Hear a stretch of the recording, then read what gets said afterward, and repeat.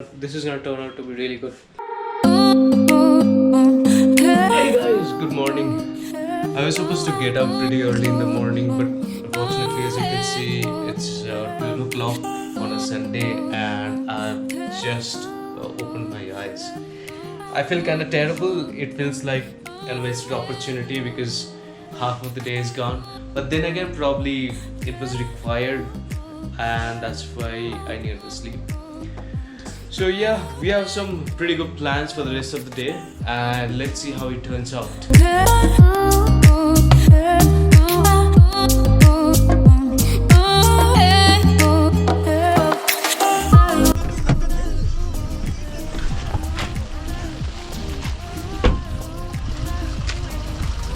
We have reached the location for the game.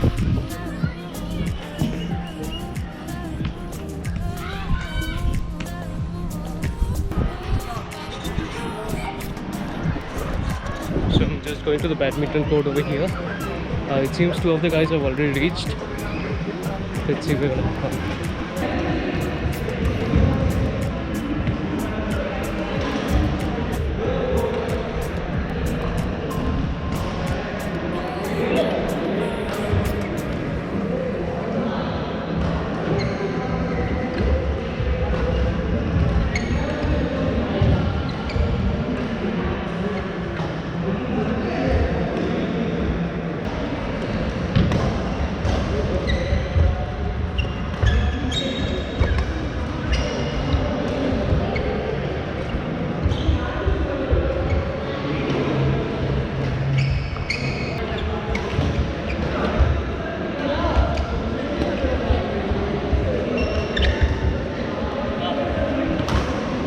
Say cheers.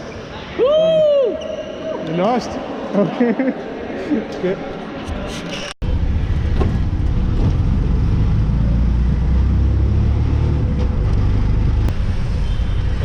Ola money.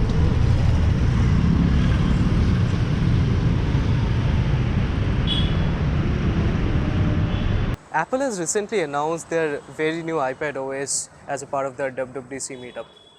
So, and I was really very crazy about it. I'm really looking forward to it because I've always felt that I have an iPad, it has a big screen and it has very good hardware, but the potential of it is being undermined by the software. So, one of the key features that I'm interested in iPadOS is the fact that it gets closer to the macOS that we are familiar with. Because as a developer, probably I cannot replace my existing software development lifecycle and use iPad completely, but I can use softwares like Cloud9 and all of that, which gives me a cloud ID. Since iPad is getting desktop grade browsers, that allows me to take benefit of all these kind of features, like for example Cloud9, right? It's essentially an ID VS Code on cloud. So what does it mean? That means I can take up my iPad, and if I'm on a vacation or something like that and I really need to get into a little bit of coding, I can just take out my iPad and use Cloud9 to edit it.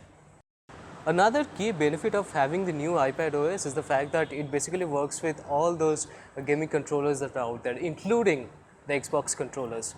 We all know that the processor on the iPad is capable of handling pretty graphic intensive games as well. But here comes the problem that sometimes some games demand you to have a controller, or sometimes it's more convenient to have a controller. So far, the iPad had very limited access to all the third-party accessories, like a keyboard, a controller, Bluetooth controller. Something as simple as that was not entirely possible. Now, iPad being natively supporting third-party gaming controllers is really a great thing, and now that means that stuff like Fortnite, it is available on the iPad, but now you have the convenience of playing the games with professional players out there using your gaming controllers. Since it's not proprietary with Apple, now that means if you're out there already having a gaming controller, probably a cheap controller bought from the Amazon, or if you already have an Xbox controller, you can use it on your iPad. That really blows my mind. So in a nutshell, I'm really looking forward to the launch of iPadOS. More than the iOS 13 software launch, I'm really going to look forward to this, because I've always felt that iPad has a lot of potential, but probably it was being held back by the limitation imposed by Apple with iOS. Because I was always felt that iOS was very good. It's a very good application. It's a very good software ecosystem rather, which is meant to be used on iPhones. But for iPad, day by day, since the hardware gets more powerful, since we get more support from third-party developers, it's high time that Apple start adapting to the user requirements. And honestly, after Steve Jobs era, this WWDC or WWDC as they have been calling it, this has been the best session so far. And although probably I'm late uploading my reaction or my general feeling about iPadOS, but still I couldn't help uploading this. Please do subscribe to my channel, like the video if you've liked it, dislike if you didn't, and hit the bell notification icon so that you get notified about every single video that are uploaded instantly. So thanks guys, cheers.